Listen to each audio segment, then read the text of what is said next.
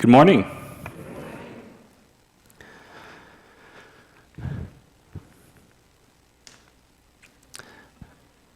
The sermon is from Psalm 145 this morning, verses 10 through 18. It's a celebration psalm of God's abundant provision, of God's faithfulness in meeting the needs of all of creation. It's one of those psalms that I think for the second or third or fourth week in a row now seems a little out of touch sometimes. We live in this age, this era where we are more connected worldwide than ever. And so the more perspective you have, the bigger your perspective becomes, the more sometimes scriptures like these seem just not real. Or at least alternative, or maybe perhaps can be misread in such a way to seem blind. But I hope not. I hope that this psalm can generate within us a reminder of the generous nature and assurance that God has. As the psalm says, God opens his hand to satisfy the desires of every living thing. As we listen to these words, I hope that we are encouraged to trust in God's unwavering care and to recognize his abundant blessings in our lives. The word of the Lord from Psalm 145, verses 10 through 18.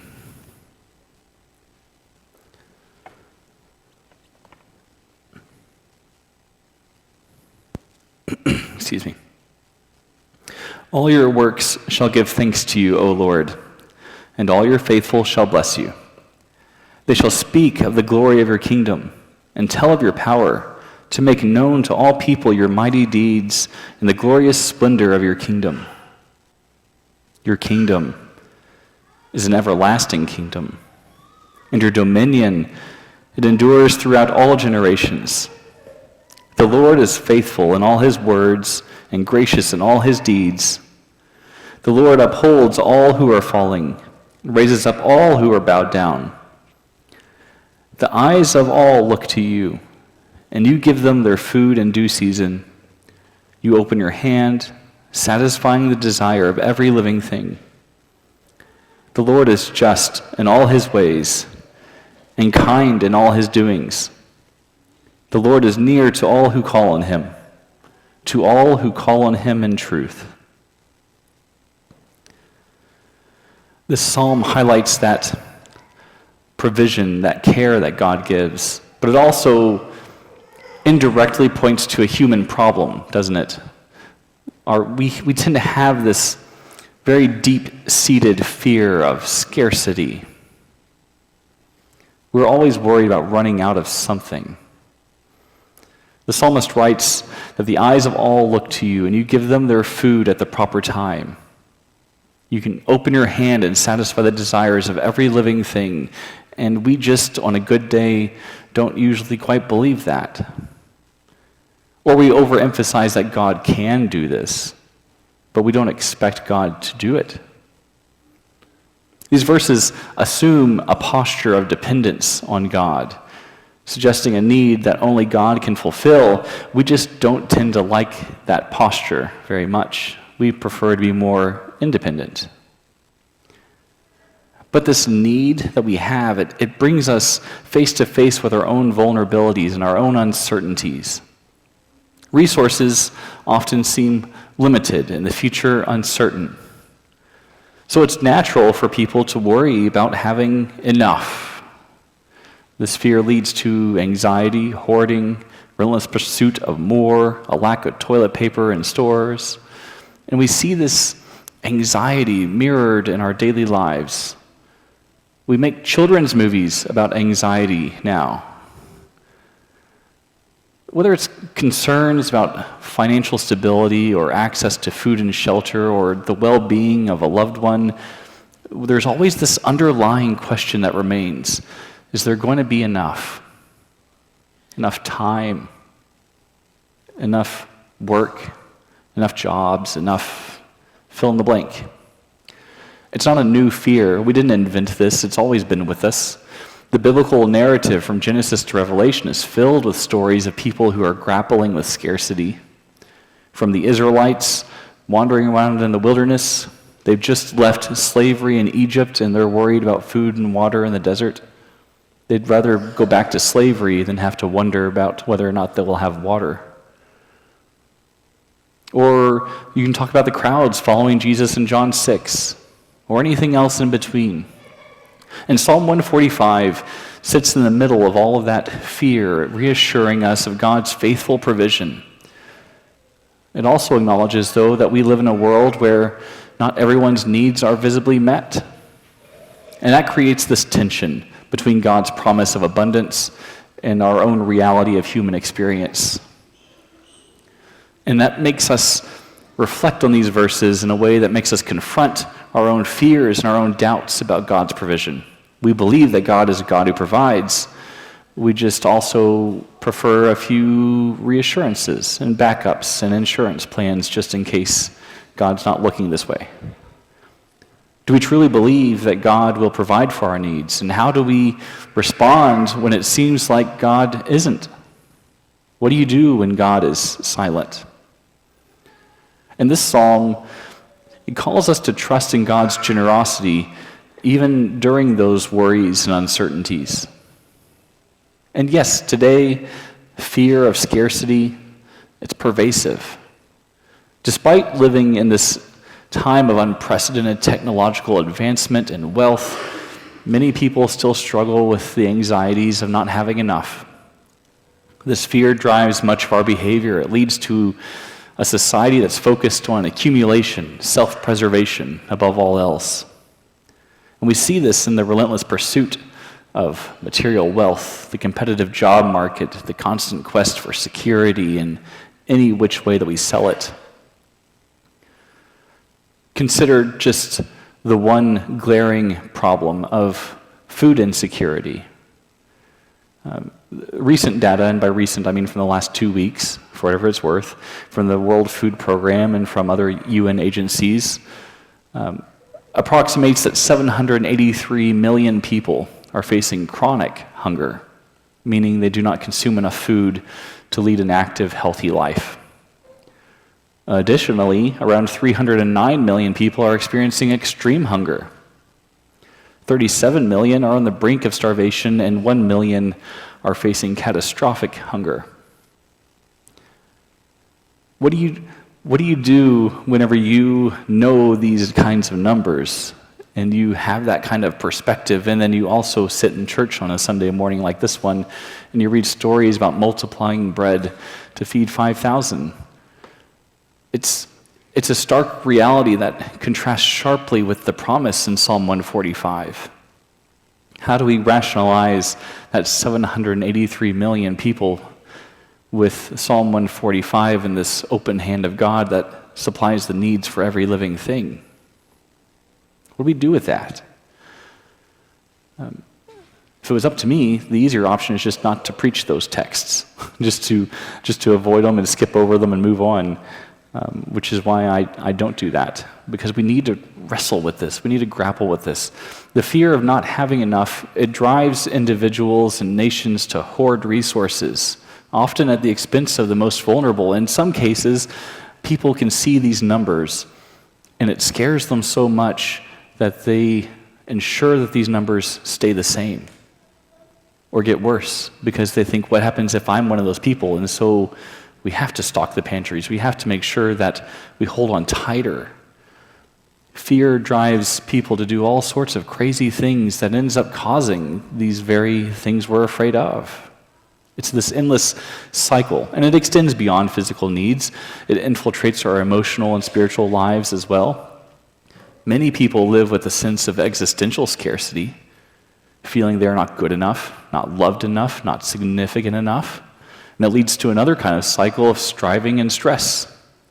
So you constantly seek to prove your own worth and secure your place in the world, and it ends up costing you everything else that you're trying to hold on to.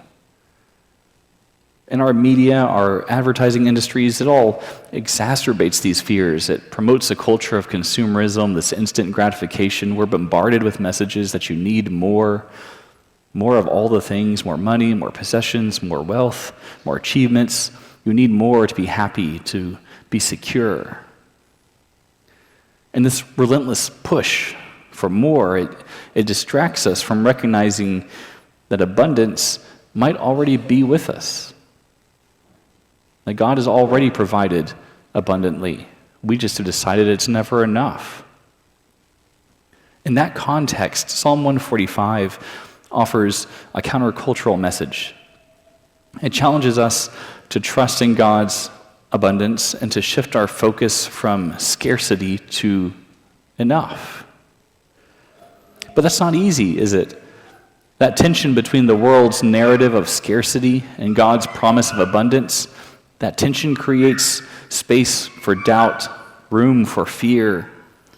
So how do we navigate that tension and truly embrace the sufficiency of God's provision in our lives?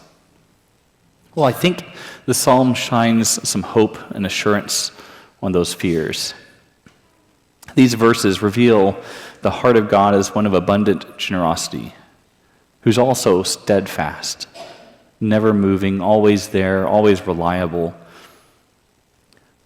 The psalmist writes, "The eyes of all look to you, and you give them their food at the proper time. You open your hand and satisfy the desires of every living thing." But we tend to be more like puppies that don't understand the food bowl is on an automatic timer. And so we always want to eat constantly because we're afraid that what if they forget to feed us? We tend to be more like children who just don't understand that there's always going to be more food in the pantry when you need it, but you don't need to eat a snack all the time, you're just bored. We tend to be more like creatures like that who just don't have the perspective to understand that God's open hand that provides what you need, not necessarily what you think you need. Here the psalmist reminds us that God is both aware of our needs and fully capable of meeting them. We just don't always agree on what that looks like, do we? So this theme of divine provision, it's echoed throughout the Bible. You can see this story played out time and time again. 2 Kings 4, 42 through 44. We see Elisha feeding 100 men with a small amount of food, trusting in God's ability to multiply what seems insufficient. The miracle of Elisha prefigures that of the one in John 6 we've already read, of the feeding of the 5,000. Don't forget about the feeding of the 4,000. Don't forget about the time that God fed Elijah through the stick soup that a widow makes for her and her son to die on. Don't forget about the food that falls out of the sky. Don't forget about the food that Joseph stockpiles in Egypt for his family in Israel and the rest of the world. Don't forget about all the other ones too. Time and time and time and time again, every time that people think God just doesn't care anymore, it starts raining bread from the heavens. Always, always, always. In all of these instances, the key element is always faith. It's always this ability to trust in God's provision, to remember that God does care, to remember that God does provide for his people. Ephesians 3, 14 through 21, it further reinforces that message. It highlights not just the physical, but the spiritual abundance available to us through Christ.